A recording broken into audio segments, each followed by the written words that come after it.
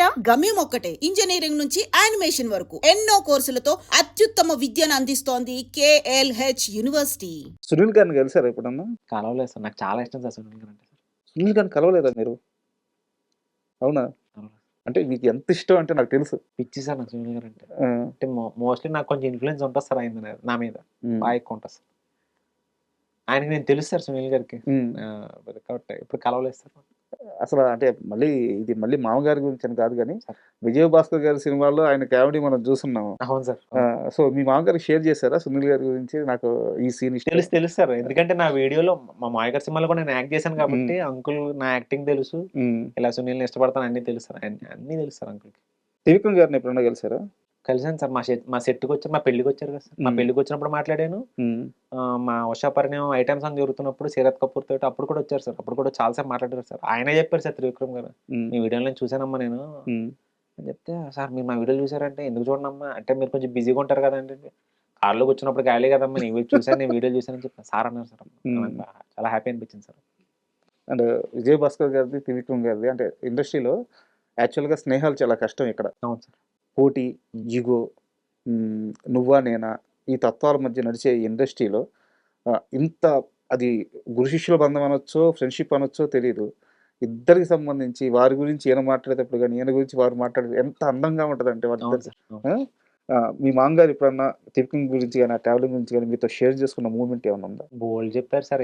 ఏదన్నా ఒక చిన్న ఎగ్జాంపుల్ చెప్పండి.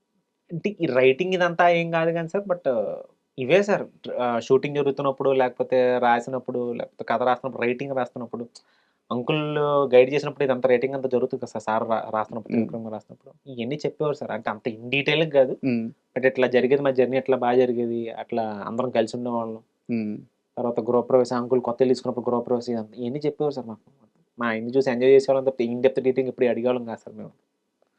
మీ లైఫ్లో సెట్స్లో సార్ లేదా బయట కానీ ఒక బిగ్ స్టార్ని కలిసిన మూమెంట్ హీరోల గురించే మాట్లాడుతున్నాను నేను. వాళ్ళు మిమ్మల్ని గుర్తుపట్టి మీతో మాట్లాడిన మూమెంట్ ఏ హీరో ఎవరిని కలిసారు? నేనా సార్ బిగ్ స్టార్స్ అని ఇంకా నిఖిల్ గుర్తుపట్టాడు సార్ నన్ను. నిఖిల్ ఆల్రెడీ వీడియోలో చూసానని చెప్పన్నాడు సార్. నిఖిల్ ఒకటి గుర్తుపట్టాడు హీరో గారు సార్. హీరో నిఖిల్ గారు సార్. తర్వాత నవదీప్ గారు సార్. నవదీప్ గారు, రాజ్ తరుణ్, తర్వాత పోసాని కృష్ణమురళి గారు, పెద్ద నరేష్ గారు, అల్లరి నరేష్ గారు ఇప్పుడు గుర్తుపట్టిన వాళ్ళు సార్. అంటే ఆల్రెడీ వీడియోలు మేము చూసాం నువ్వు మాకు తెలుసమ్మా అన్న వాళ్ళు సార్. బట్ గ్రేట్ మూమెంట్స్ కదా అవన్నీ. అంటే గుర్తుపట్టడం మంచిదే సార్. నాకు అదే ఆశ్చర్యం అంటే మన వీడియోలు చూస్తారంటే అది చాలా గొప్ప విషయం. కానీ మీరు ఇంకా చాలా తక్కువగా అనుకుంటున్నారు. మీ వీడియోలు చూస్తారు స్వామి. అంటే మన వచ్చి మన డబ్బా వేసుకుంటే ఏం బాగుంటుంది సార్. అంటే వాళ్ళ అవతల ఎట్లా చెప్పరు సార్. కొంతమంది తెలిసినా కూడా చెప్పరు సార్. అవునా? జరుగుతాయి సార్ అలాంటి చాలా జరుగుతాయి సార్. చూసినా కూడా చెప్పరు సార్. ఎందుకంటే వాళ్ళ ఊరికి మనసులో పెట్టుకుంటారు సార్. బట్ బయటకి ఎప్పుడు చెప్పరు సార్. అట్లా జరిగి చాలా మంది ఉన్నారు సార్. అట్లాగా సడన్గా టైపింగ్ సడన్గా క్వశ్చన్ వేసారు గుర్తురాట్లేదు కానీ బట్ ఉన్నారు సార్ చాలా మంది. అంటే ఒక టెక్నికల్గా ఒక క్వశ్చన్ సార్. యాక్టింగ్ ఫిల్మ్ ఇన్స్టిట్యూట్లో నేర్చుకొని ఒక టెంప్లేట్ యాక్టింగ్ నేర్చుకొని వచ్చిన వాళ్ళకి సినిమానే ప్రపంచం అని చెప్పి ఇంకా దూకేసి అక్కడే నలిగి అక్కడే నేర్చుకొని వచ్చిన వాళ్ళకి ఇద్దరికి మధ్య ఉండే తేడా ఏంటి మీరు చేసిన అబ్జర్వేషన్? సార్ రాజా గారు నాకు ఏమనిపిస్తుంది అంటే సార్ యాక్టింగ్ నేర్చుకుంటే రాదనిపిస్తుంది సార్ నాకు సార్. నాకు పర్సనల్ అనిపించింది ఇప్పుడే కాదు సార్. ఎప్పుడు అదే మాట చెప్తాను సార్. యాక్టింగ్ ఇంకొకరు చెప్తేనో లేకపోతే థియరిటికల్ క్లాస్లో ప్రాక్టికల్ చేస్తే రాదనిపిస్తుంది. లోపల ఉండాలి సార్. లోపల టాలెంట్ ఉంటే అది బయటికి తెలుస్తుంది సార్. సడన్గా ఒకరు నేర్చుకుంటే మనం పట్టి చేస్తే యాక్టింగ్ రాదు. నా బిలీఫ్ సార్ ఇది. యాక్చువల్లీ యాక్టింగ్ లోపల ఉండాలి సార్.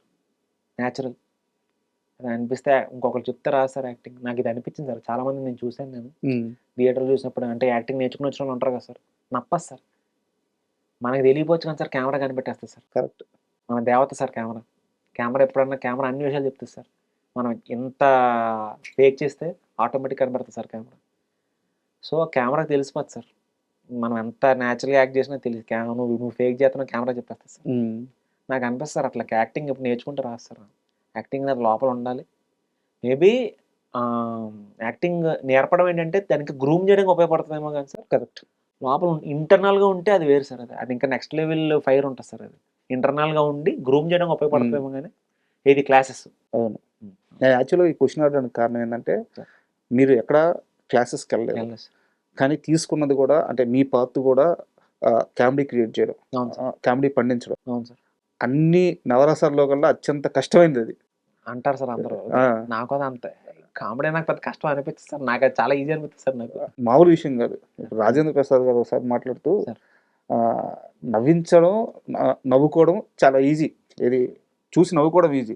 నవ్వించడం అనేది చిన్న విషయం కాదు. ఆ టైమింగ్‌లో పట్టుదలతో ఏ ఫ్రాక్షన్ ఆఫ్ సెకండ్స్ అలా ఒక్క ఫ్రేమ్ మారినా గాని అదే పంచ్ నవ్వు రాదు. నవ్వు రాదు సార్. అవును సార్. ఆ! అవును సో, రాజేంద్ర ప్రసాద్ గారు చెప్పిన మాట అవును. Correct sir. అవును సార్. కరెక్ట్ టైమింగ్ ఉండాలి. అవును సార్. సో, అందుకని చెప్పి ఎలా గ్రూమ్ అయ్యారని తెలుసుకోవడానికి అడిగాను నేను. దీనికే సార్. షార్ట్ ఫిల్మ్ చేస్తూ మనలో కామెడీ ఉందని నన్ను తెలిసేలా చేసింది మా అన్నయ్యే సార్. హ్మ్. నువ్వు కామెడీ చేస్తావురా బాగా అని చెప్పి చేసింది తను.